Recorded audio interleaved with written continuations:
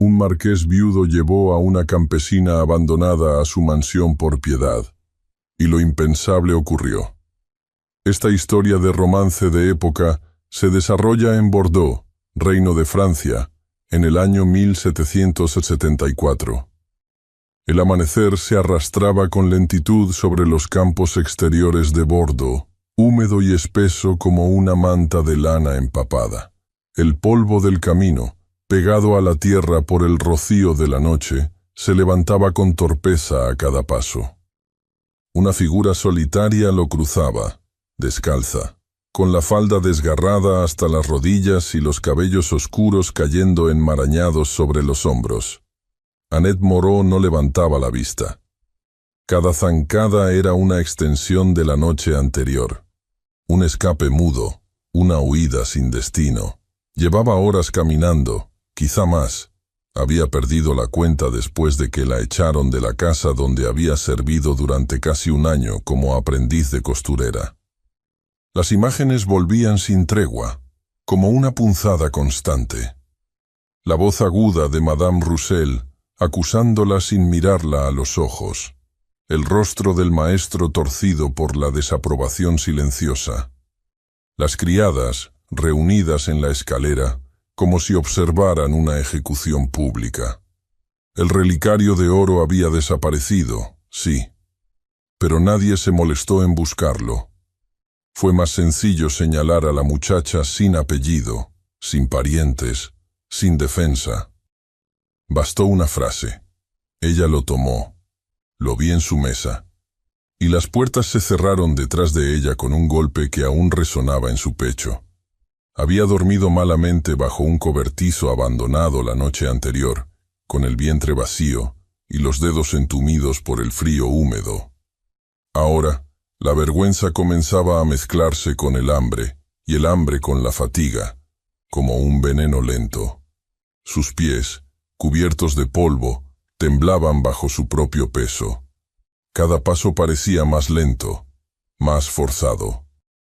El sol apenas se asomaba detrás de las colinas, pero la claridad del día empezaba a revelar los detalles de su cuerpo sucio, sus brazos raspados, la sangre seca en la comisura de la frente donde había tropezado horas antes contra una rama. No sabía hacia dónde se dirigía. Solo caminaba. Quería alejarse de todo lo que pudiera recordarle las risas crueles de las criadas, las miradas de desprecio, el momento en que la empujaron hacia la calle como si fuera un animal. No llevaba nada consigo. Ni una moneda, ni un pedazo de pan. La única posesión que conservaba era una cinta de lino azul atada en la muñeca, regalo de una anciana que le enseñó a coser cuando era niña. El resto de su vida, lo poco que tenía, se había quedado detrás de una puerta cerrada. El sendero comenzó a torcerse hacia una arboleda baja. Buscando sombra y alivio, Annette se desvió con paso incierto, cruzando entre los árboles como si buscara desaparecer. El aire era espeso, saturado por el murmullo insistente de las cigarras, que vibraban como si el bosque respirara con ansiedad. El zumbido se metía por sus oídos, se pegaba a la piel, se mezclaba con el calor que empezaba a subir por la espalda y la nuca. Sus piernas cedieron de pronto, sin aviso. Sintió cómo sus rodillas golpeaban el suelo con fuerza y luego el resto del cuerpo cayó sin resistencia. El polvo se le metió en la boca, en los ojos. Trató de incorporarse, pero el mundo giró como si el cielo hubiera perdido su eje. La luz parecía más blanca, más violenta. El sonido de su propia respiración era un silbido errático, lejano, como si ya no le perteneciera. Quedó tendida al borde del camino, medio oculta por unos arbustos que se inclinaban con la brisa leve del amanecer. El vestido, manchado de barro, se adhería a sus piernas delgadas. El rostro, cubierto por mechones pegajosos, apenas se distinguía entre la tierra. Su respiración se volvió superficial, débil, y sus párpados comenzaron a cerrarse. No había nadie. No pasaba nadie. La soledad se convirtió en una certeza absoluta, una sentencia muda dictada por el mundo. El tiempo se diluyó. No sabía si habían pasado minutos o horas cuando el sonido llegó. Primero un crujido, luego el ritmo familiar y lejano de cascos sobre tierra húmeda. Un carruaje se acercaba por el sendero. Las ruedas rechinaban. Los caballos bufaban con un cansancio disciplinado. La figura oscura del vehículo apareció entre el polvo suspendido, cruzando con regularidad el bosque bajo. Dentro del carruaje, el marqués Etienne de Valcourt observaba la carretera sin realmente verla. Llevaba la mirada perdida, apoyada en el marco de la ventanilla, como si su atención estuviera anclada en pensamientos que no pertenecían al paisaje. Desde hacía años, su viaje entre la ciudad y su propiedad en Valcourt era una rutina silenciosa, casi automática. Sus acompañantes eran el murmullo de los árboles, el olor de las viñas maduras en otoño y el silencio. Sin embargo, algo interrumpió la cadencia. Una sombra irregular al costado del camino. El cochero no pareció notarla de inmediato, pero Etienne alzó la mano con gesto brusco. El carruaje se detuvo. Abrió la puerta él mismo. Bajó sin ayuda. Se acercó con pasos firmes, sin prisa pero sin vacilar. Al llegar se inclinó. El cuerpo tendido sobre la tierra no reaccionó. Había algo en la escena, la posición de los brazos, la quietud forzada, que hablaba de abandono más que de accidente. La muchacha estaba inconsciente, pero viva. Respiraba. Tenía la piel cubierta de sudor y polvo, y restos de sangre coagulada en la sien. El vestido, roto y sucio, apenas conservaba su forma original. No era una mendiga habitual. Algo en la manera en que sus manos estaban cerradas con fuerza, como si aún se defendiera de un golpe invisible, le resultó desconcertante. Etienne no preguntó nada, ni su nombre ni su historia. Volteó hacia el cochero con una orden que no admitía réplica. «Llévala a Valcourt». El cochero dudó por un instante, sorprendido, pero asintió y descendió para ayudar al marqués a subir el cuerpo ligero al carruaje. Etienne no volvió a mirarla. Tomó asiento en el banco opuesto, con el rostro vuelto hacia la ventana, como si temiera encontrarse con algo que no estaba listo para comprender. El carruaje arrancó de nuevo, alejándose del sendero polvoriento, dejando tras de sí solo la marca de ruedas sobre la tierra húmeda. Entre los árboles, unos metros más atrás, una mujer de cabello recogido en un moño bajo observaba la escena con los labios apretados. No parecía sorprendida. Su expresión era de reconocimiento. Horas después, el silencio de una habitación ajena la envolvía como un manto de terciopelo demasiado pesado. Annette parpadeó, la mente espesa, las sienes pulsando con lentitud, como si el tiempo corriera a otro ritmo dentro de esas paredes. La tela de las sábanas era suave como leche tibia, y la almohada, demasiado mullida para ser real. No sabía dónde estaba, pero sabía con certeza que no debía estar allí. El techo alto se extendía en formas que no reconocía. Las vigas eran de madera clara, bien trabajada, y el aire tenía un olor leve a lavanda y cera de abejas. Trató de incorporarse, pero al primer movimiento, un mareo le cerró los ojos con una oleada de náusea y debilidad. Sus músculos no respondían del todo. Un calor extraño le invadió las mejillas. El sol entraba por las ventanas altas, proyectando haces de luz casi agresivas sobre la alfombra que no se atrevía a pisar. Sintió la garganta seca, los labios partidos. Una punzada de hambre le retorció el estómago con una fuerza que no recordaba haber sentido antes. Levantó la sábana con dificultad y notó que alguien había cambiado su ropa. Llevaba una camisa blanca de lino demasiado grande, sin encajes, sin botones. Simple, pero limpia. Su falda rota y su blusa desgarrada no estaban por ninguna parte. El miedo llegó en un destello sordo. ¿Quién la había tocado? ¿Dónde estaban sus cosas? Su primer impulso fue huir, abandonar la cama, alcanzar la puerta y salir sin mirar atrás. Pero apenas puso los pies en el suelo, sus rodillas se doblaron con un espasmo involuntario. El mundo giró de nuevo. Se sostuvo de la esquina del colchón con los dedos crispados. Su cuerpo, delgado y maltrecho, no estaba listo. La puerta se abrió sin preámbulo. Una mujer joven entró con una bandeja de porcelana en las manos. Su rostro era inexpresivo, sus gestos medidos. Llevaba el cabello recogido con esmero y un delantal blanco sin arrugas. Depositó la bandeja en una mesa cercana y, sin levantar la voz, habló con tono neutro.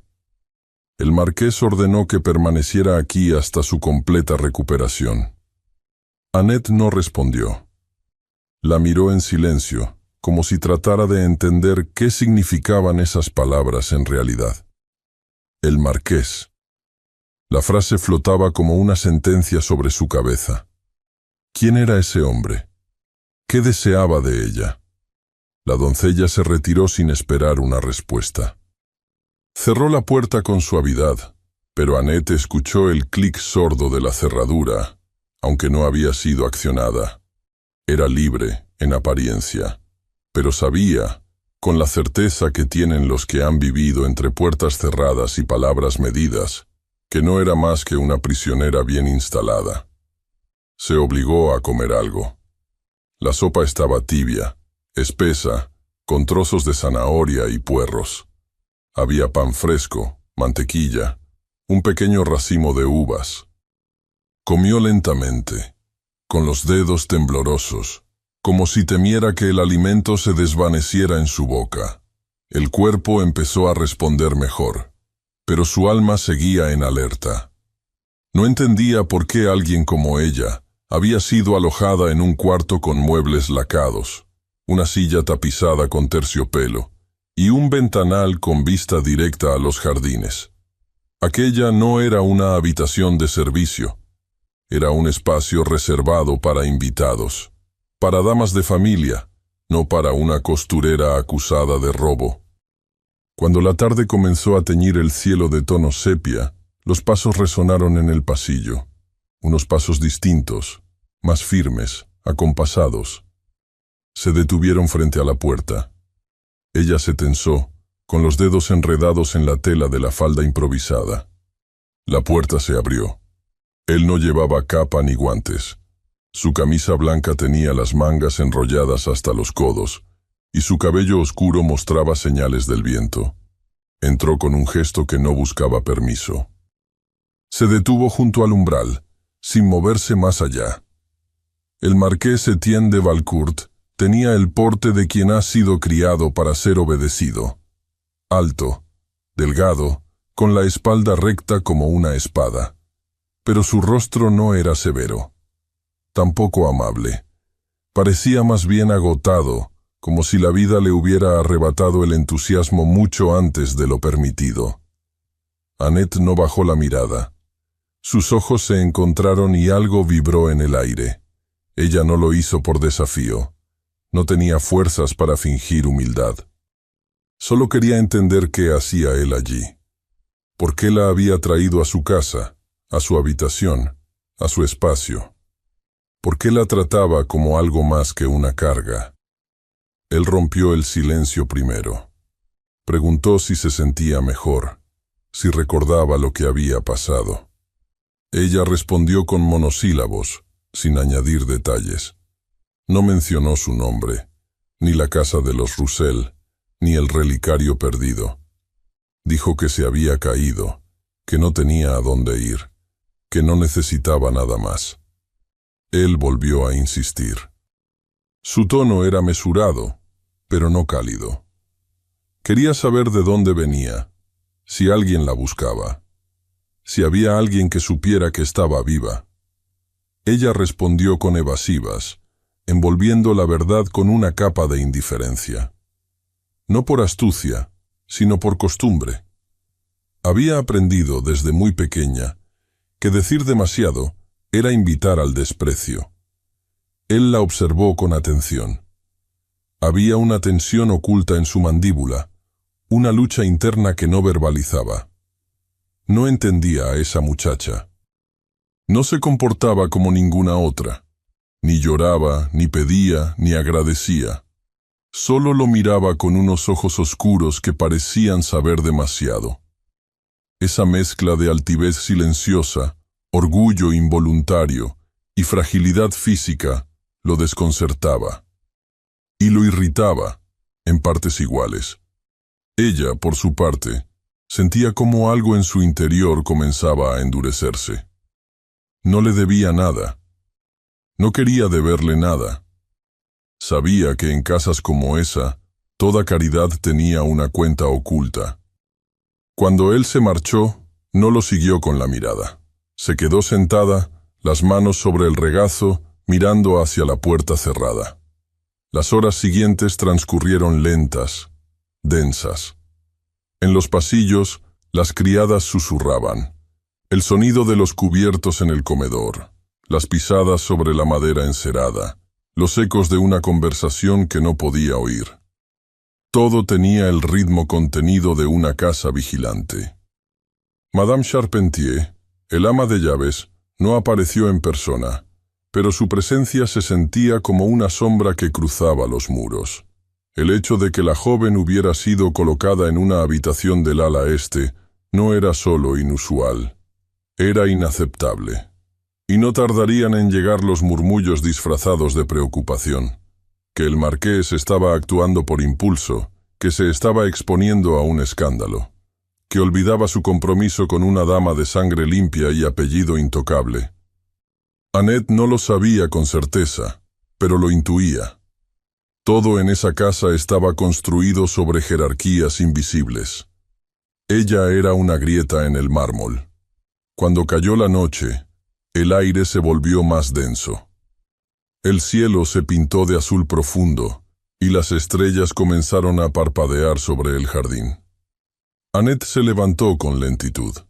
Se acercó al ventanal y apoyó la frente contra el vidrio. El jardín se extendía como un mapa de sombras y geometrías. Los setos recortados, las fuentes calladas, las estatuas de piedra. Todo parecía demasiado perfecto, como una prisión hermosamente decorada. Se quedó allí mucho tiempo, sin moverse, pensando en lo que haría cuando recuperara fuerzas, en cómo podría marcharse sin dejar rastro, en cómo volver a empezar cuando ya no quedaba nada. Al otro lado de la mansión, los candelabros se encendían en la galería. El marqués cruzaba con paso lento, sin escoltas, sin compañía. Vestía de nuevo la camisa blanca, con los puños desabrochados. Su mirada estaba fija en el suelo de mármol, pero al llegar frente a la puerta de ella, se detuvo. Su mano se alzó. Dudó un segundo, como si la certeza le temblara en los dedos. Pero antes de que pudiera tocar, un criado apresurado dobló la esquina con una carta en la mano. Le habló en voz baja. Etienne tomó el sobre y reconoció el sello de inmediato. Un blasón ducal sobre lacre rojo.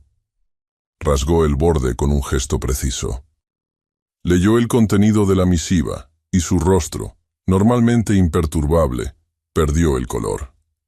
Solo una frase ocupaba el centro del papel, escrita con la tinta oscura y firme de Elise de Montreux. Nos veremos en Valcourt, antes del fin de la semana. La mañana llegó sin aviso, con un cielo despejado y una quietud que no pertenecía al campo.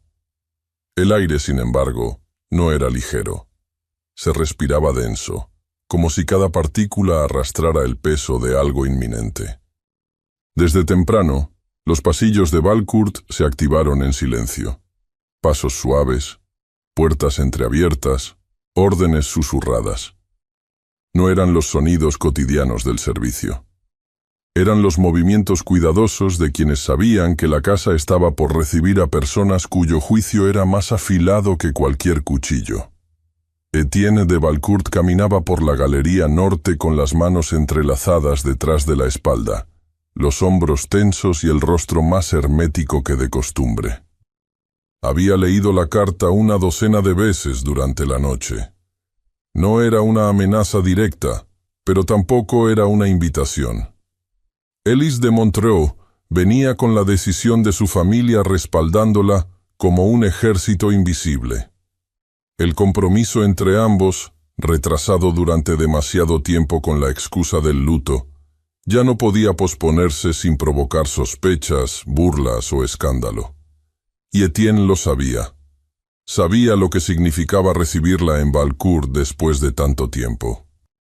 La hija del duque de Arcis no era una mujer que se conformara con promesas vagas ni miradas evitadas. Era refinada, astuta, y tenía el orgullo exacto que su linaje exigía. La carta había sido solo una forma elegante de recordarle que los rumores en Bordeaux estaban creciendo y que la presencia de una muchacha desconocida en su mansión no pasaría desapercibida si se cruzaba con un apellido noble.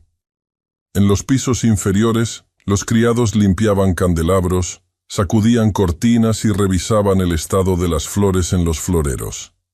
Nada debía parecer fuera de lugar.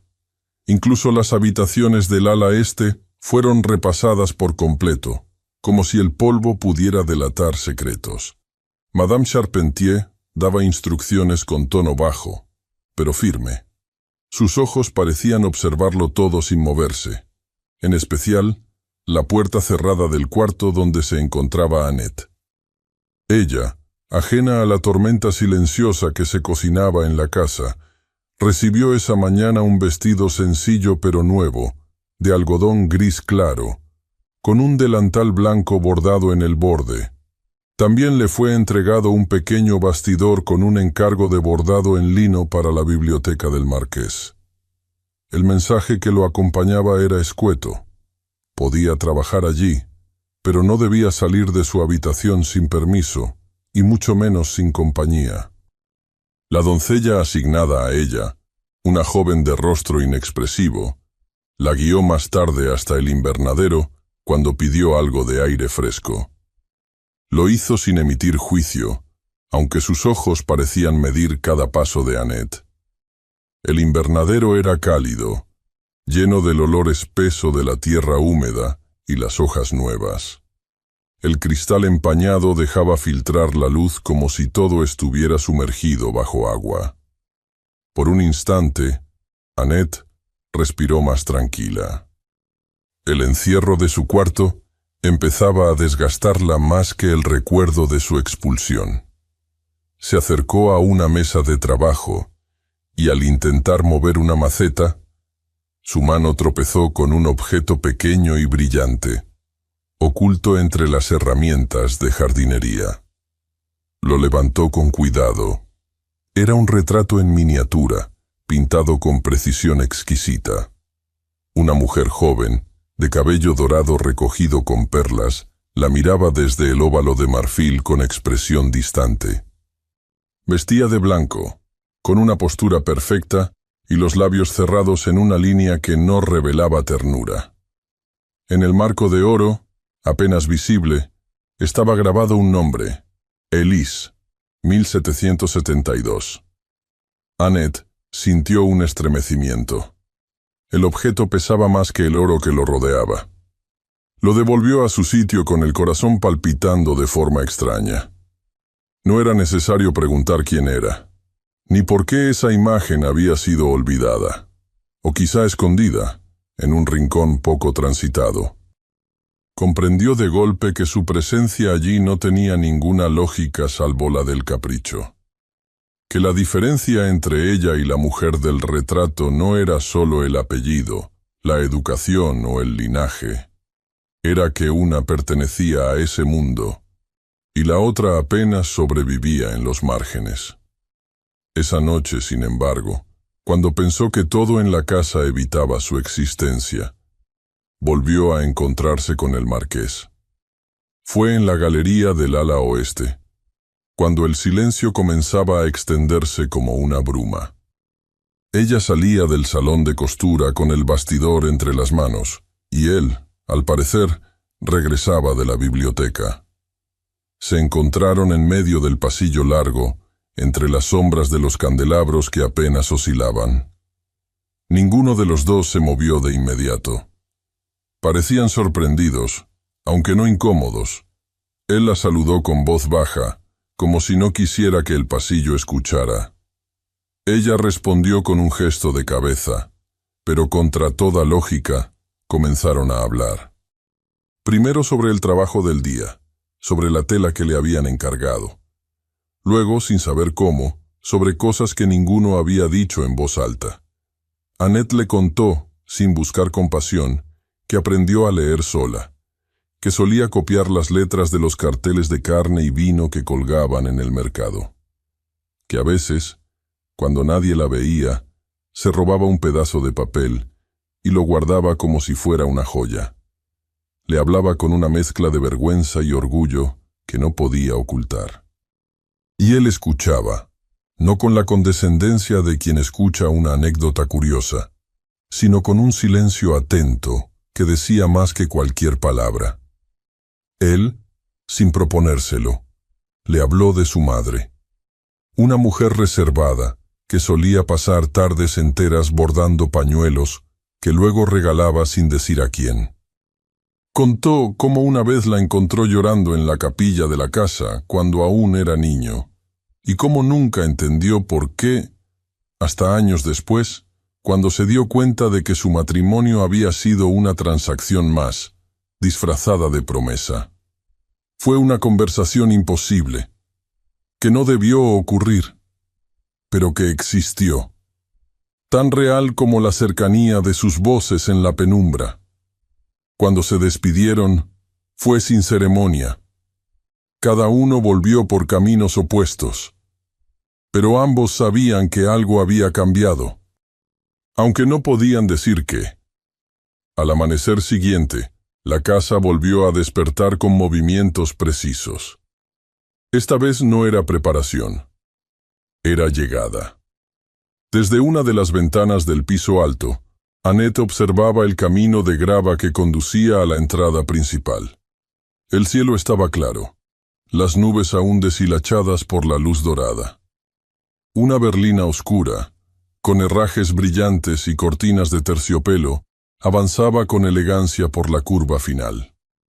En las puertas, el escudo de la casa Montreux destacaba como una marca de poder. El cochero descendió primero. Luego, con ayuda de un lacayo, una mujer bajó del carruaje. Vestía seda marfil.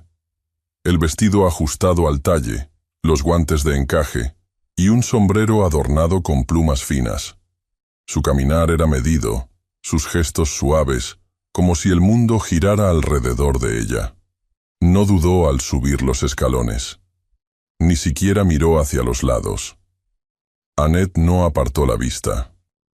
Observó todo el descenso como quien contempla una obra ajena. Supo, sin necesidad de confirmarlo, que aquella mujer no venía a visitar, sino a reclamar lo que creía suyo. La llegada de Elise de Montreux no solo cambió el ritmo de la casa Valcourt, lo redibujó con precisión helada. Nada se hacía ya como antes. Los criados más jóvenes fueron relegados a los establos o al jardín exterior. Las salas nobles quedaron reservadas únicamente para los invitados y para los pasos suaves de Madame Montreux, que recorría los corredores como si estuviera midiendo cada rincón, cada aroma, cada costura en los tapices. Nadie hablaba en voz alta, como si el aire se hubiese vuelto más denso, más delgado, incapaz de sostener sonidos innecesarios. Annette fue informada esa misma mañana que debía dejar su habitación. Una criada menuda y silenciosa le pidió que recogiera sus cosas. No había mucho que empacar. Una cinta de lino, un par de agujas que había conseguido, un pañuelo limpio. Fue trasladada a una sala de costura olvidada, en el ala trasera, donde los ventanales daban a los árboles altos que se agitaban como si quisieran tocar el cielo. Era un cuarto pequeño, antiguo, con hilos enredados aún en los cajones y el olor a tela guardada impregnando las paredes. Allí, bajo la mirada vigilante de Madame Charpentier, tendría que permanecer. No protestó. Sabía leer las señales de una casa que se cerraba. No le sorprendía. Tampoco le dolía tanto como imaginaba. Era una forma de recordarle que lo que había creído posible por un instante, esa conversación en la galería, las palabras compartidas sin barreras, no era más que un error del momento. Ahora todo volvía a ocupar su lugar, y ella debía ocupar el suyo, invisible, callada, útil. Elise recorría la casa como si fuese suya. Su voz era baja pero clara, y su autoridad se sentía incluso cuando no estaba presente. Llevaba trajes de telas pesadas y colores pálidos, que contrastaban con la sombra de su mirada. Parecía no notar a nadie salvo a quienes consideraba relevantes, y Annette no era parte de ese grupo, al menos no hasta ese día. El accidente fue una mezcla de torpeza ajena y reflejo rápido. Una criada tropezó con el borde de una alfombra y empujó sin querer un mueble pequeño que sostenía un jarrón antiguo, pintado a mano con motivos florales. El objeto osciló en el aire por un segundo eterno.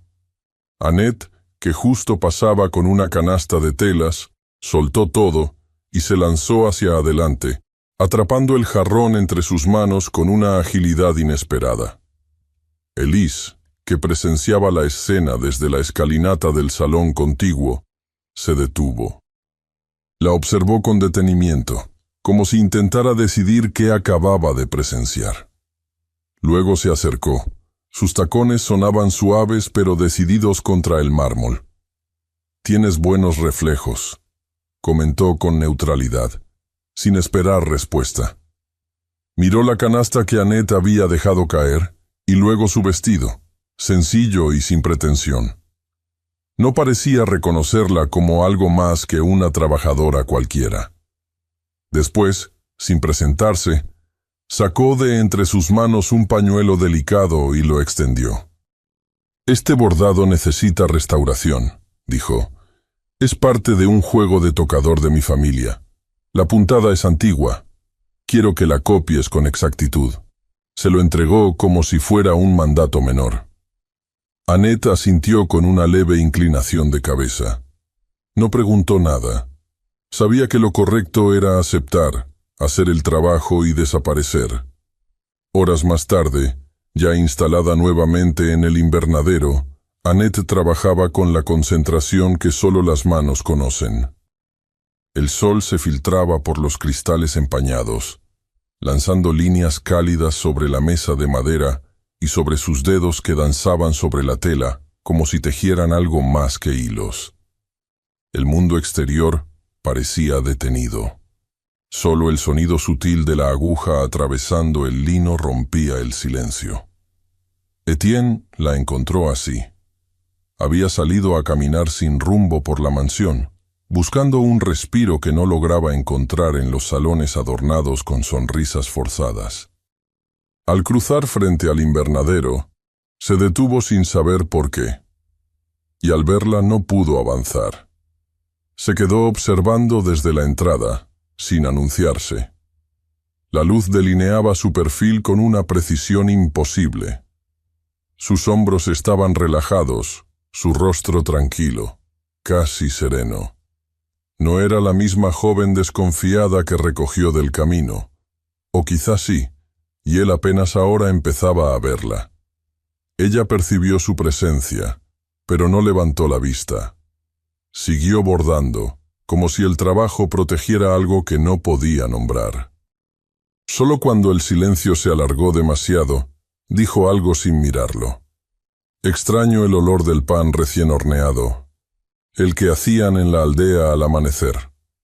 Él no respondió de inmediato. Entró al invernadero y se sentó frente a ella, sin tocar nada. La observó unos segundos más, y fue entonces cuando se dio cuenta de que la puntada que usaba no era la misma que solía verse en los bordados domésticos. Era más refinada, más antigua. Se preguntó dónde lo había aprendido. Ella, sin detener el movimiento de sus manos, mencionó que lo había imitado una vez de un vestido que colgaba en un escaparate. Había memorizado la forma del hilo, el ritmo de las curvas. Nadie se lo había enseñado. Solo había observado. Y luego lo repitió. Una ternura inesperada se asentó entre ellos, suave como el polvo sobre las hojas. Nadie habló más. El sol continuó su descenso, y las sombras comenzaron a colarse entre los maceteros. Finalmente, Annette levantó la vista, y sus ojos se cruzaron con los de él. No hubo palabras, pero tampoco las necesitaron. Esa noche, una tormenta se anunció con truenos lejanos. El cielo se oscureció con rapidez, y la mansión se convirtió en un refugio contra el viento y la lluvia que pronto comenzaron a azotar los ventanales. Los invitados permanecieron encerrados en los salones, bebiendo en silencio o fingiendo conversaciones amables. El personal corría con toallas secas y velas encendidas. Annette, a quien no se le había asignado un lugar específico para la cena, decidió buscar un rincón apartado. El jardín cubierto, al fondo de la casa, parecía un sitio seguro.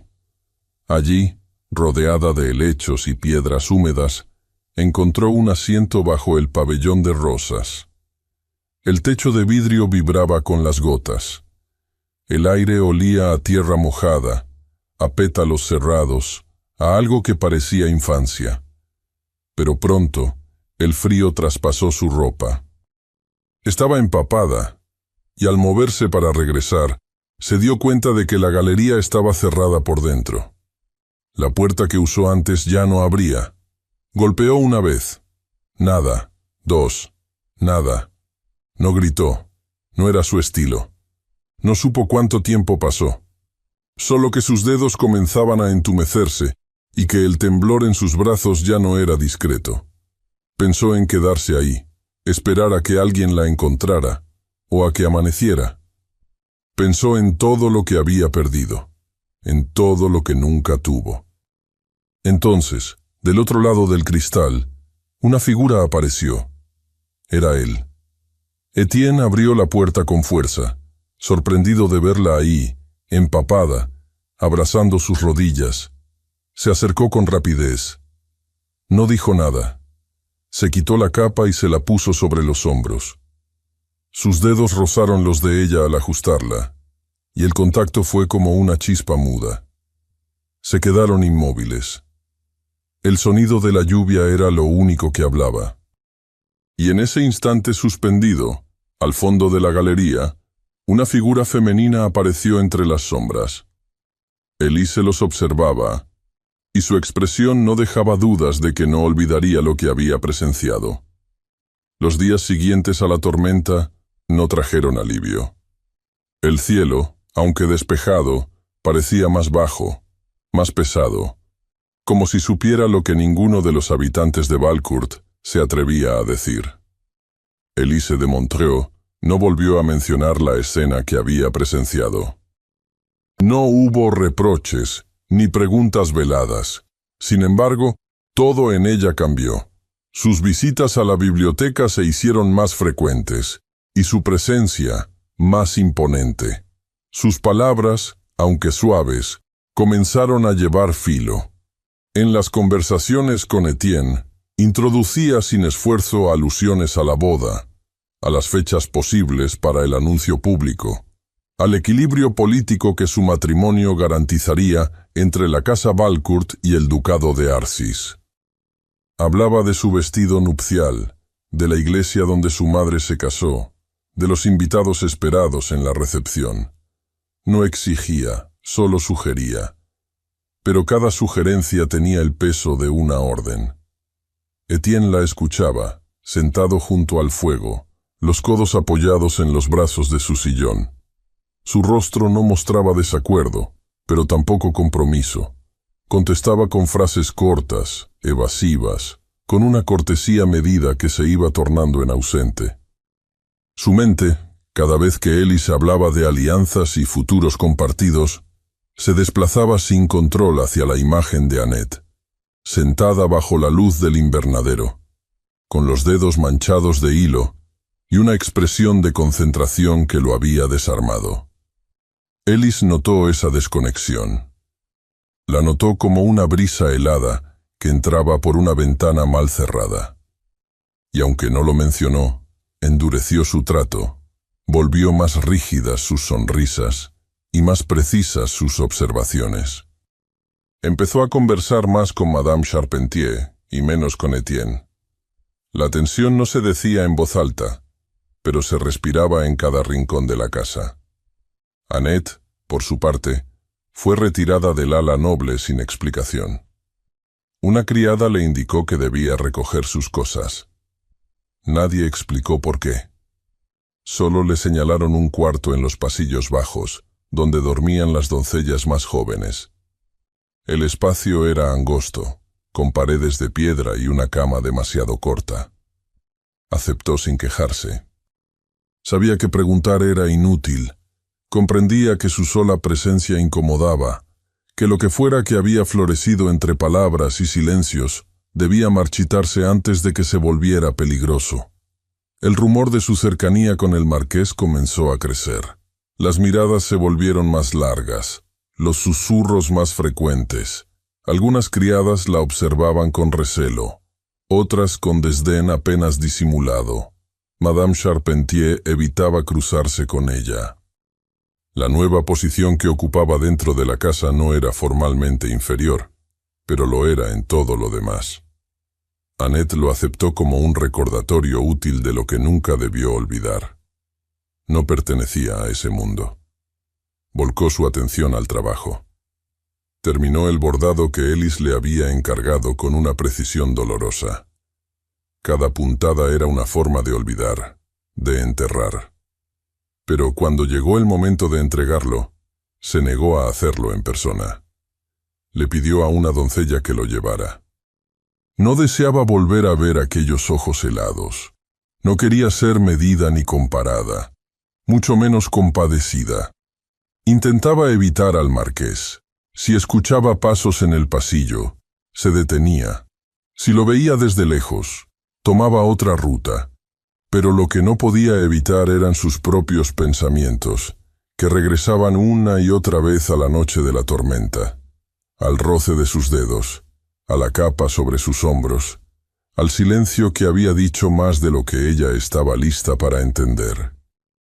Una noche, mientras caminaba hacia el almacén con una cesta de hilos, se encontró con una criada que, sin saberlo, le entregó una información precisa. El marqués había preguntado por ella, que no estaba conforme con su traslado, que había querido hablar con ella antes, pero no la había encontrado. Horas más tarde, ya con el corazón latiéndole de forma irregular, lo vio. En los establos, Etienne estaba de pie junto al compartimento de su caballo favorito. Vestía solo una camisa blanca, arrugada y suelta, con los pantalones de montar cubiertos de tierra. Su rostro estaba bañado en sombras, apenas iluminado por una lámpara de aceite colgada junto a la puerta. Ella dudó antes de entrar, pero sus pies se movieron sin permiso. Al verla, él se volvió. Durante unos segundos no dijo nada, solo la observó. El silencio se estiró como una cuerda a punto de romperse. Él quiso preguntar sobre su nuevo cuarto, sobre los rumores, sobre si estaba bien. Pero las palabras no encontraron forma. Lo que salió fue torpe, impreciso. Ella lo entendió, sin embargo. y decidió no permitirlo. Con voz seca, le dijo que no debía preocuparse por ella, que no necesitaba su compasión, que nunca la quiso. Él retrocedió un paso, como si la frase lo hubiera golpeado. Su rostro no mostró nada, pero sus ojos, por un instante, dejaron escapar una chispa apagada. No discutió, no insistió. Solo se giró y se fue, dejando tras de sí el olor a heno y a promesas rotas. Esa noche, Annette regresó a su cuarto. Encendió una vela y comenzó una carta. No sabía a quién iba dirigida, solo que necesitaba decir lo que no podía decir en voz alta. Las frases salían truncadas. La pluma rascaba el papel sin rumbo. Quise olvidar, pero el cuerpo recuerda. Fue un error. No debí permitirlo. Las tachaduras eran más numerosas que las palabras. No la terminó. Apagó la vela. Y entonces, en la quietud pesada de la madrugada, un ruido seco rompió el silencio. Un golpe fuerte, metálico, como una puerta azotada. Después, el galope desbocado de cascos contra piedra. Annette se incorporó de un salto. Escuchó gritos apagados, pasos acelerados, la voz de un mozo pidiendo ayuda. Sin pensarlo, se echó un chal encima y salió corriendo. El aire era frío y húmedo. La lluvia había regresado, ligera, pero constante. Corrió por el patio de servicio, cruzó la verja trasera y llegó al establo justo cuando un caballo relinchaba con violencia, tirando de la cuerda que lo mantenía atado a medias. Etienne estaba allí. La camisa mojada se le pegaba al torso. Tenía ambas manos aferradas a la brida del animal, que se sacudía con fuerza. Sus botas resbalaban en el lodo, pero se mantenía firme. El cabello le caía sobre la frente, empapado, y los ojos, al volverse hacia ella, brillaban como si el tiempo no hubiera pasado, como si no hubiera pasado ni un día. El aire aún olía a heno húmedo cuando el sol se alzó, pálido y lento, sobre los tejados de Valcourt. La noche anterior había dejado en los rincones de la casa un silencio cargado, como si el estruendo de cascos y voces no hubiese sido más que una sacudida contenida. Pero para Etienne y Annette, el establo no fue solo un lugar de crisis. Fue un recordatorio doloroso de lo que nunca podrían tener sin consecuencias. Desde ese momento, la tensión entre ambos se volvió una cuerda tirante, invisible, que recorría pasillos, miradas y ausencias. Etienne intentó acercarse, no con palabras grandilocuentes, sino con gestos pequeños. Ordenó que le devolvieran su antigua habitación. Le pidió a la cocinera que enviara pan recién hecho junto con su desayuno. Se le cruzaba en los pasillos con intención, deseando que ella lo mirara como antes. Pero Annette ya no respondía. Su rostro había recobrado esa quietud vigilante que lo había cautivado la primera vez. No había rastro del leve temblor en la voz que compartió secretos en la galería, ni del asombro silencioso en su mirada cuando él le rozó los dedos en el jardín. Ahora, solo quedaba una barrera pulida por el miedo y la razón. Ella no buscaba conversación ni calor. Solo cumplía con su trabajo, con precisión impecable, y desaparecía. A pesar del rechazo sutil, Etienne no se rendía. No podía. Pero lo que no sabía era que el día siguiente traería consigo un rostro del pasado, uno que Annette nunca creyó volver a ver. Al mediodía, una calesa de color burdeos cruzó el camino principal.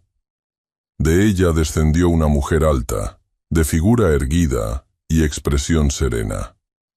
Madame Duvivier.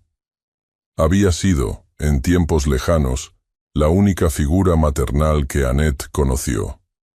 No una pariente, ni una benefactora rica, pero sí una protectora ocasional durante sus primeros años en la ciudad, cuando sobrevivía como aprendiz entre talleres de costura y mercados. Madame Duvivier la había hospedado, aconsejado, enseñado a mantener la frente en alto incluso cuando el mundo se empeñaba en empujarla hacia abajo. La visita no fue anunciada. Pero en los salones de Valcourt, pocas cosas pasaban desapercibidas. Élise la recibió con cortesía templada. A solas, y sin demasiadas vueltas, la mujer explicó el motivo de su llegada. Había oído rumores, comentarios sueltos sobre una muchacha sin apellido viviendo en una casa noble. No mencionó a Annette directamente, pero sus palabras estaban afiladas con intención. Élise, con la intuición aguda que la caracterizaba, comprendió de inmediato a quién se refería. La conversación se mantuvo en términos vagos, pero lo suficiente para que una historia emergiera con claridad. Una muchacha criada sin padres, acusada de hurto, expulsada sin juicio, y ahora, inexplicablemente, protegida por un marqués viudo. Madame Duvivier no traía pruebas, pero sí suficientes dudas como para oscurecer cualquier intención. Cuando Etienne escuchó el relato, presentado como un dato casual durante la cena, su cuerpo se tensó. No dijo nada en ese instante, pero algo en él se cerró. La posibilidad de que Annette hubiera ocultado semejante episodio no lo llenó de indignación, sino de una sensación más turbia: traición. No porque creyera que era culpable, sino porque no se lo había contado. Porque en todas esas tardes compartidas, en cada historia entretejida en confidencias, había omitido una verdad que ahora lo dejaba sin defensas ante sus propias decisiones. Annette no supo nada concreto, pero lo intuyó con una rapidez dolorosa.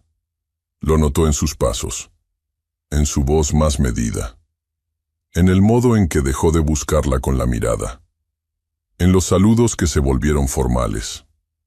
Empezó a sentirse extraña otra vez, como si la hubieran devuelto a esa primera mañana en la mansión, cuando no sabía si estaba allí como huésped o como carga. La distancia se volvió rutina. Sus caminos apenas se cruzaban. Cuando lo hacían, él parecía ausente. Ella bajaba la vista con un respeto que no era sumisión, sino resignación. Élise aprovechó el vacío con precisión estratégica. Volvió a recorrer los jardines con Etienne, organizó paseos a caballo que antes había evitado, y lo acompañó en comidas que se volvieron cada vez más largas. El marqués no la rechazaba, aunque tampoco se entregaba. Pero su mera presencia, su cercanía visible, era suficiente para marcar territorio. Ordenó que se limitara el acceso a ciertas salas de la casa. Madame Charpentier se encargó de notificarlo al servicio. Nadie lo dijo en voz alta, pero todos entendieron que la joven costurera debía permanecer en su lugar. Las escaleras superiores, la galería, el jardín cubierto, vetados. Annette no protestó. Ya no se sentía parte de esa historia. Solo una nota al margen que había durado demasiado. Una tarde, al subir al piso superior para entregar un juego de manteles reparados, escuchó voces desde la biblioteca. Se detuvo por reflejo, antes de entrar, y el corazón se le apretó al reconocer la risa de Élise. La puerta estaba entreabierta. Se asomó apenas, lo suficiente para ver una imagen que no se le borraría con facilidad. Él estaba sentado junto a la chimenea, con una copa de vino en la mano. Élise, de pie frente a él, le ofrecía otra. Él la aceptó. Luego ella dijo algo. No lo escuchó con claridad, y él sonrió. No fue una carcajada, solo una curva leve en los labios, pero suficiente. Annette sintió cómo el aire se volvía denso a su alrededor. Dio un paso atrás, cerró los ojos y bajó la escalera sin hacer ruido. Lo que no vio fue cómo esa sonrisa se desvanecía apenas Élise se giraba. Cómo Etienne quedaba mirando el fuego sin ver nada. Cómo el vino en su copa apenas se había probado. Esa noche, en su habitación de servicio, Annette empacó lo poco que tenía. No era una huida impulsiva, sino una decisión lenta, medida, inevitable. Doblar la ropa le tomó menos de 10 minutos. Guardó su bastidor de bordado, la cinta azul que había recibido de él semanas atrás, y una hoja arrugada que una vez pensó convertir en carta. Dejó la cinta sobre la mesa del vestidor. También el bordado a medio terminar. Una labor que había abandonado desde que sus dedos temblaban más de la cuenta. No escribió ninguna nota. No tenía palabras. No quería explicaciones. Esperó a que la casa se sumiera en el sueño. Cruzó los pasillos con pasos suaves, como había aprendido desde niña. Nadie la vio salir. Al amanecer, Etienne entró en la sala de costura. La buscó sin pensar, sin razón aparente. Tal vez una inquietud mal dormida, tal vez una urgencia sin nombre. La encontró vacía. Solo quedaba sobre la mesa el trozo de bordado inacabado y la cinta azul que él mismo le había dado para sujetar su cabello. Valcourt, sin Annette, dejó de respirar con naturalidad. Las semanas que siguieron a su partida cayeron sobre la mansión como una niebla espesa que no se disipaba ni con la llegada del sol. A pesar de que la casa mantenía su ritmo aparente, las chimeneas encendidas, los pasillos barridos, los platos servidos a la hora justa, algo profundo había cambiado. El silencio ya no era el de una propiedad elegante, sino el de un lugar que había olvidado cómo latir. Elise permaneció algunos días más, prolongando su estancia con excusas sutiles, que el clima no era el más propicio para el viaje, que debía revisar unos documentos del notario, que deseaba compartir un par de días tranquilos con Etienne antes de regresar a París. Pero sus palabras, aunque cuidadosamente formuladas, no ocultaban la expectativa. Esperaba un gesto, una decisión. No lo recibió. Etienne se volvió una sombra dentro de su propia casa. No discutía, no rechazaba abiertamente ninguna propuesta, pero tampoco las aprobaba. Rehuía las conversaciones prolongadas, evitaba las comidas organizadas con los pocos invitados que aún quedaban, y pasaba la mayor parte del día encerrado en su estudio. La luz de la lámpara solía arder hasta pasada la medianoche, proyectando sombras largas sobre las cortinas. Las puertas de los jardines, antes abiertas, permanecían cerradas. Los corredores, antes transitados, vacíos. Sus pasos ya no cruzaban el invernadero, ni la galería, ni la biblioteca. No bajaba a los establos. Evitaba incluso los paseos por los viñedos, que siempre había recorrido con mecánica devoción. A veces, se detenía junto al ventanal del salón este y se quedaba allí, mirando hacia el campo, como si esperara que algo, o alguien, regresara por el camino de grava. El personal empezó a moverse con cautela, midiendo cada gesto. Madame Charpentier hablaba menos, y los lacayos parecían encogerse al verlo. La única señal de movimiento vino de París. Una carta formal anunciando que Elise retomaba sus compromisos sociales. Partió sin ceremonia, con la barbilla en alto y sin una sola palabra de reproche. Pero sus ojos, al cruzar por última vez la galería, ardían de algo que no era tristeza. Annette, mientras tanto, vivía una rutina más sencilla, pero no menos intensa. La granja donde había encontrado refugio quedaba al norte de Bordeaux, a varias leguas de Valcourt, alejada de las rutas principales. La mujer que la acogió, viuda y madre de 2 hijos pequeños, le ofreció techo y pan a cambio de costura y ayuda con las labores. Annette no preguntó nada. Aceptó con gratitud callada y trabajó con la intensidad de quien desea olvidar por medio de las manos. Cada día despertaba antes del amanecer, hilaba, zurcía, reparaba camisas y enseñaba a los niños a formar letras con carbón sobre tablillas de madera. Su vida adquirió una nueva quietud, una calma dura y necesaria. Pero no era paz. Su mente no descansaba. Cada noche, cuando la casa dormía y la vela temblaba sobre la mesa, sacaba su costura y dejaba que sus pensamientos la alcanzaran. Pensaba en él, en cómo fruncía el ceño al leer, en cómo su voz cambiaba de tono cuando se enfadaba sin quererlo, en lo que había sentido aquella noche, bajo la lluvia, cuando sus dedos se tocaron y ninguno supo qué hacer con eso. Había renunciado. No por falta de amor, no por cobardía, sino por dignidad, porque no quiso ser un secreto, un susurro entre puertas cerradas, una nota al margen en una vida regida por alianzas y títulos. Aún así, dolía. Dolía con un ardor mudo que no desaparecía ni siquiera con el roce constante del hilo entre sus dedos. Un día de lluvia, cuando el cielo se había teñido de gris plomo y el barro hacía imposible cruzar los caminos sin hundirse, bajó al mercado del pueblo para intercambiar unos ovillos de lana por huevos y harina. Llevaba una capa raída y el rostro cubierto por una bufanda, pero su figura seguía siendo reconocible. Mientras seleccionaba una cesta de manzanas, dos mujeres conversaban junto al puesto de conservas. Sus voces eran claras, no porque quisieran ser escuchadas, sino porque no sabían que alguien estaba prestando atención. Dicen que la celebración en Valcourt se suspendió. ¿La boda? Sí. Élie se partió de regreso a París, y al parecer el marqués vendió parte de sus tierras. ¿Por qué haría algo así? ¿Quién sabe? Dicen que ya no habla con nadie, que no sale de su estudio.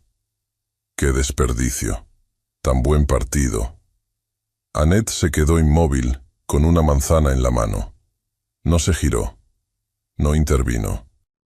Solo dejó el dinero en la mesa, tomó su bolsa y se alejó. Caminó bajo la llovizna, sintiendo el agua filtrarse por sus botas gastadas, sin percibir el frío ni la humedad.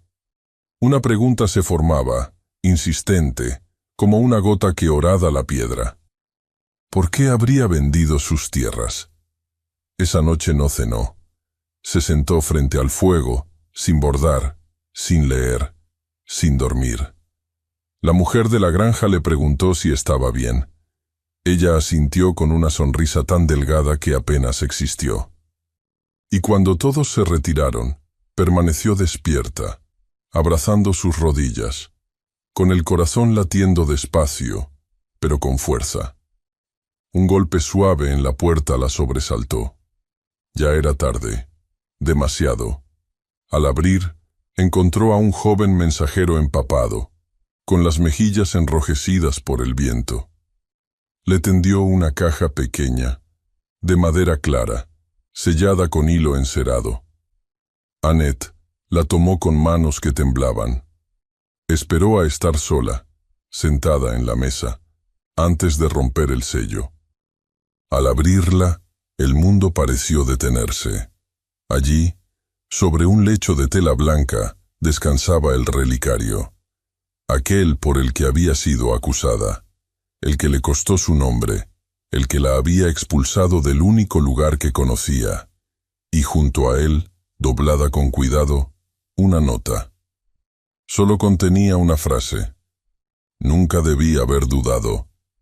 La caja descansaba en la palma de su mano como si pesara más de lo que parecía. El relicario, intacto, brillaba con una tímida luz bajo la vela.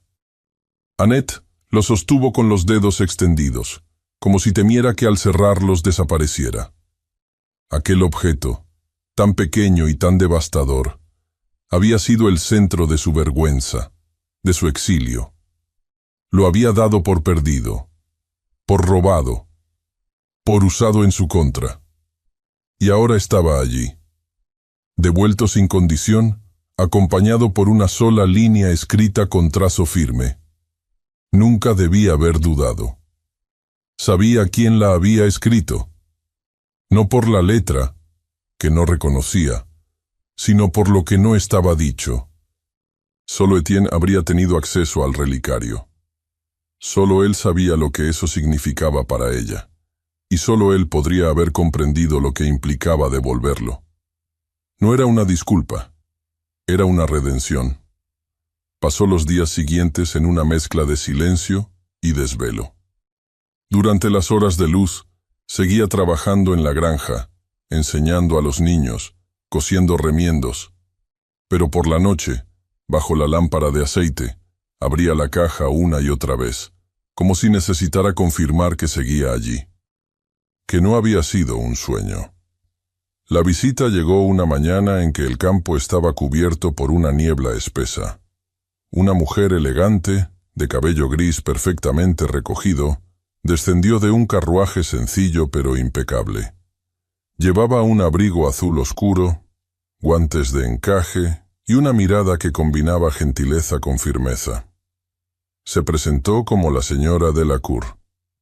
Annette la reconoció por el apellido. Había escuchado una vez a Etienne mencionarla como amiga de su madre.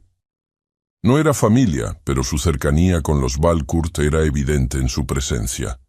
Pidió hablar con ella a solas, y la mujer que dirigía la granja las dejó en el comedor, con una tetera y 2 tazas que nadie tocó. «Vengo en nombre del marqués», dijo la señora Delacour con voz baja, sin rodeos. «No pretende forzar nada, pero desea que sepa que, si usted decide regresar, será recibida como huésped, no como criada, y no como deuda». Annette bajó la vista. La taza frente a ella tenía un borde astillado. ¿Dijo algo más? Solo que el resto depende de usted. Las palabras no sonaron como una invitación, sino como una rendición. No había exigencia ni súplica. Era, en esencia, una elección. Y por primera vez en mucho tiempo, Annette sintió que podía hacerla libremente. Esa misma tarde empacó sus cosas. No eran muchas. La caja del relicario fue lo último que guardó, envuelta en un pañuelo. No hubo lágrimas ni despedidas. La mujer de la granja la abrazó con fuerza silenciosa, y los niños la siguieron hasta la verja con los dedos entrelazados. El camino de regreso a Valcourt fue largo. Las ruedas del carruaje rechinaban sobre la grava húmeda. Los árboles, alineados a ambos lados del sendero, parecían más altos, más antiguos. Cuando la casa apareció a la distancia, su silueta le resultó menos imponente de lo que recordaba, pero más real, más suya, tal vez. No hubo ceremonia al llegar. Ningún lacayo en la entrada, ninguna bienvenida formal. Solo una doncella la condujo hasta una habitación del ala norte, que había sido preparada con sencillez y buen gusto. Ropa limpia sobre la cama, una palangana con agua templada, una lámpara encendida. No era una celda, pero tampoco era un hogar. Lo vio apenas al cruzar uno de los corredores. Etienne caminaba por la galería, con una carpeta bajo el brazo. La miró por un instante, sin detenerse, y ella devolvió la mirada. No hubo palabras. Solo una sacudida silenciosa que contuvo todas las que no se habían dicho. Pasaron las horas, y con ellas la tensión contenida. Finalmente, cerca del anochecer, una criada la condujo al jardín de invierno. La habitación estaba tibia, llena del olor a tierra húmeda y a flores abiertas demasiado temprano. Él ya la esperaba allí, de pie junto a la ventana. La conversación fue torpe al principio, pero después de algunos silencios, las palabras comenzaron a fluir, no como confesiones, sino como verdades que ya no podían posponerse. Él le contó que había encontrado al verdadero culpable del robo, el sobrino del maestro costurero, un muchacho joven con deudas de juego, que vendió el relicario en el mercado negro. Lo había localizado con la ayuda de un comerciante que reconoció la pieza. No fue fácil, pero lo logró. Y lo hizo por ella. Le dijo que el compromiso con Elise había sido roto. No por ella, sino por decisión propia. No podía casarse con una mujer que no amaba, y menos mientras su corazón pertenecía a otra. Luego, sin mirarla directamente, admitió que sabía lo que vendría si ella aceptaba quedarse. El escándalo, los juicios, las palabras no pronunciadas en público pero repetidas a puerta cerrada. Lo sabía, y estaba dispuesto a enfrentarlo. Ella no respondió, no por falta de sentimiento, sino por el peso de lo que implicaba responder. Pasó las horas siguientes caminando por la casa. Tocó los marcos de las puertas, las molduras de los ventanales, las barandillas de las escaleras. Cada rincón tenía una memoria, una herida, un refugio. Recordó los susurros en los pasillos, las miradas de las criadas, las órdenes disfrazadas de sugerencias. Sabía lo que vendría si se quedaba. Sería señalada, comparada, reducida. No una dama, no una esposa, siempre la otra. Pero también sabía que si se marchaba otra vez, esa parte de sí misma que había despertado con él volvería a dormirse. Y tal vez esta vez no despertaría más. Esa noche no cenó. Salió al jardín con la caja del relicario en las manos, buscando aire, buscando claridad. La luna estaba alta, la brisa fría. Caminó sin rumbo hasta llegar al gran roble. Allí, donde una vez lo vio tras la tormenta, de pie bajo la lluvia, con la mirada herida. Se sentó al pie del árbol. Abrió la caja. Sostuvo el relicario entre los dedos. Y por fin, comprendió que, aunque el mundo no la aceptara, al menos su historia merecía una decisión dicha en voz alta. Abrió los labios para hablar. Pero desde la galería, una voz conocida interrumpió la quietud. «Señor Marqués», llamó Madame Charpentier, con un tono más firme de lo habitual. «Debo hablar con usted. Es urgente». Él salió al umbral, con el ceño fruncido. «Tengo pruebas de que Elise no se ha rendido, y que una denuncia está en camino». El amanecer en Valcourt llegó sin colores. El cielo era una tela opaca, gris y tensa, como si la luz del sol se negara a atravesarla. Nadie en la casa hablaba con normalidad.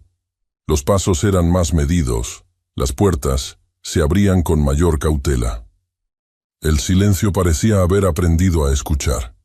Apenas el reloj marcó las 10, un carruaje oscuro con herrajes discretos cruzó los portones principales.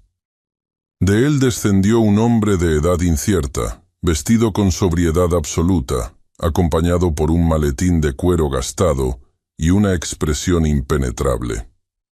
El notario enviado desde París fue recibido por Etienne sin ceremonia, sin sonrisas, sin cortesías. Ambos se dirigieron al despacho sin más testigos. Las cortinas permanecieron cerradas, la lámpara encendida incluso con la luz del día. Solo los susurros de las hojas del documento, al ser desplegadas sobre el escritorio, rompían el silencio. Las acusaciones eran claras. Conducta impropia con una mujer de clase inferior, bajo su protección directa, sin contrato formal de servidumbre ni vínculo legal. Las palabras eran frías, jurídicas, diseñadas para herir sin dramatismo. Pero su intención era evidente. La familia Montreux había movido sus piezas. Si las acusaciones prosperaban, Etienne no solo perdería parte de sus tierras, especialmente las que aún estaban sujetas a la aprobación de la corte para su sucesión, sino que también quedaría vetado de ciertas funciones públicas y actos protocolarios de la región. Era una sentencia disfrazada de proceso legal. Etienne mantuvo el rostro sereno, pero su mandíbula se endureció. No necesitaba preguntar quién estaba detrás del documento. Sabía que Elise, herida en su orgullo, no se detendría fácilmente. Pero lo que no esperaba era el giro en la declaración anexa. Una carta firmada por Madame Charpentier, donde expresaba su preocupación legítima por la reputación del marqués y describía a Annette como una presencia intrusiva que habría manipulado la piedad de su patrón para ganar una posición indebida en la casa. Las palabras eran cuidadosas, pero cada una estaba colocada con veneno. A Etienne le ardió el estómago al leerlas. Madame Charpentier, a quien había confiado el manejo doméstico durante años, estaba colaborando con los Montreux. No por lealtad a ellos, sino por su resentimiento silencioso hacia Annette. Siempre lo supo. Lo había visto en sus gestos, en su rigidez excesiva, en su forma de evitar mirarla directamente. El abogado de la familia, convocado de inmediato, expuso las opciones con tono gélido: desmentir toda relación con Annette y presentar su salida de Valcourt como voluntaria y definitiva. Bastaría una declaración formal en la que el marqués afirmara que ella había abusado de su hospitalidad. Con eso podrían disipar las acusaciones. La otra opción era confirmar el vínculo. Aceptar que la joven se había alojado en Valcourt con conocimiento y afecto del marqués, sin posición contractual. En ese caso, las consecuencias serían inmediatas: descrédito social, aislamiento y pérdida de influencia. Etienne escuchó, sin interrumpir. Asintió lentamente. Después pidió que lo dejaran solo. En otra ala de la casa, Annette observaba desde la ventana la llegada del notario, el movimiento inusual de lacayos, los gestos tensos de los criados. No necesitaba que nadie se lo explicara. Comprendía con una claridad dolorosa lo que significaban esos rostros rígidos, esos silencios. Su presencia había desencadenado lo que más temía: convertirse en la causa de su ruina. No esperó a que nadie la buscara. Empacó lo poco que tenía, una vez más. No como protesta, sino como gesto de protección. No podía quedarse a ver cómo el hombre que amaba lo perdía todo por su culpa. No iba a permitir que su nombre, ya manchado, manchara también el suyo. Alistó un pequeño baúl, se cubrió con un abrigo modesto y pidió que prepararan el carruaje. No hizo escándalo. No buscó a Etienne. Solo entregó una nota al mayordomo. Decía: «Gracias por todo. Esta vez sí debo irme». Luego bajó las escaleras, paso firme, sin lágrimas. Fue entonces cuando lo vio. Etienne, en lo alto del vestíbulo, descendiendo por la gran escalera con una determinación inapelable. Su rostro no expresaba duda ni furia, solo certeza. Todos los presentes se detuvieron: criados, doncellas, lacayos. Nadie osaba moverse. Madame Charpentier apareció desde una puerta lateral, y al verla, Etienne se detuvo un segundo. Dirigió la mirada hacia Annette. «Ella no se va a ninguna parte», dijo en voz clara, sin elevar el tono, pero lo bastante firme para llenar la estancia. Se acercó despacio, cruzando el suelo de mármol con pasos que parecían resonar más por su contenido que por su sonido. «Ella es lo que el mundo me negó, y ahora no pienso perder». Un murmullo casi imperceptible recorrió el aire. Madame Charpentier palideció.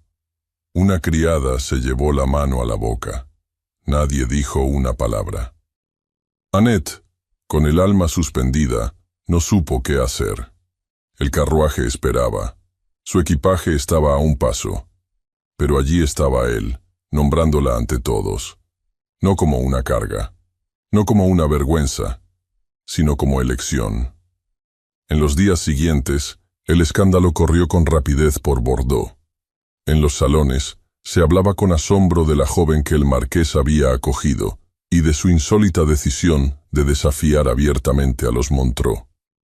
Las señoras comentaban entre abanicos que quizá fue hechizado, que ella debe tener algo oculto. Los caballeros hablaban de locura, de imprudencia, de ruina segura, pero en los pueblos cercanos, entre los viñadores y los comerciantes, se narraba otra historia, la de un hombre noble que no dejó que las reglas dictaran su corazón, que no se arrodilló ante los títulos ni ante el miedo, que eligió el amor cuando todos esperaban conveniencia.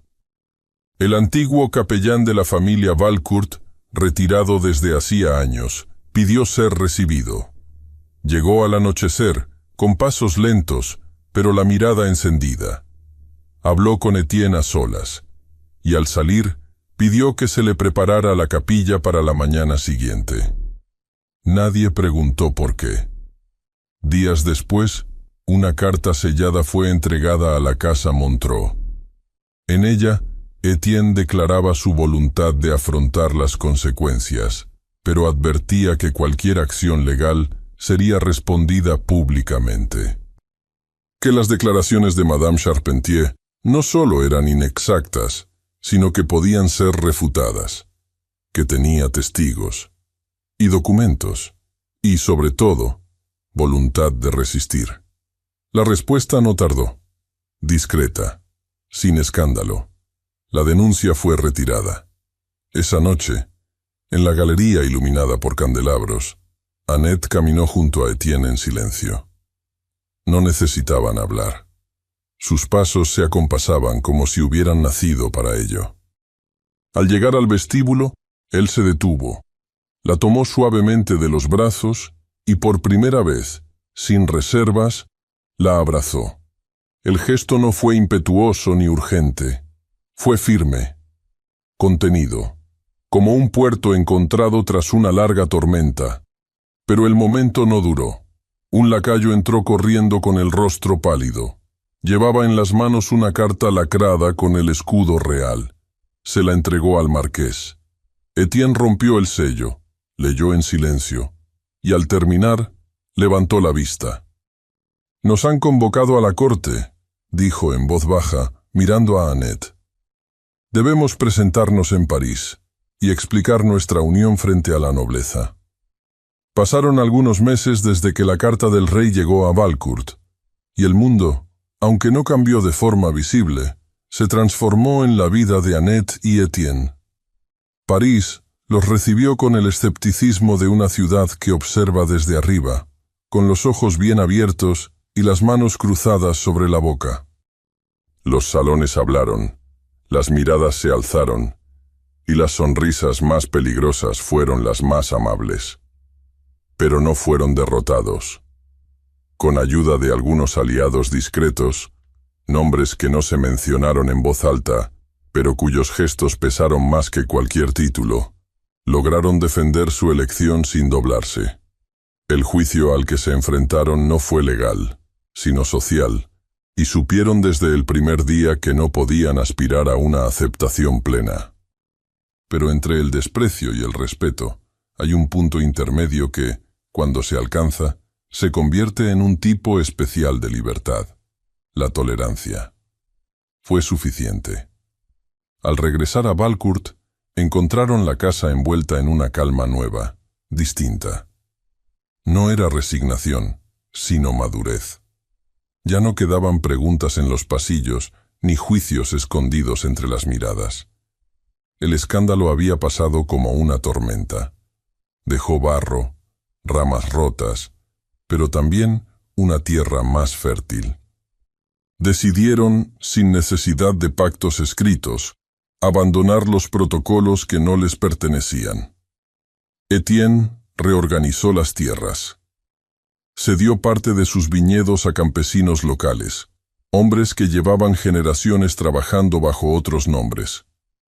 Les entregó no solo parcelas, sino dignidad. Permitió que mujeres viñadoras, hasta entonces relegadas a labores invisibles, dirigieran equipos y recibieran pago completo. El ala este de la mansión, antes reservada para visitas ilustres que ya no importaban, se transformó en una escuela de bordado.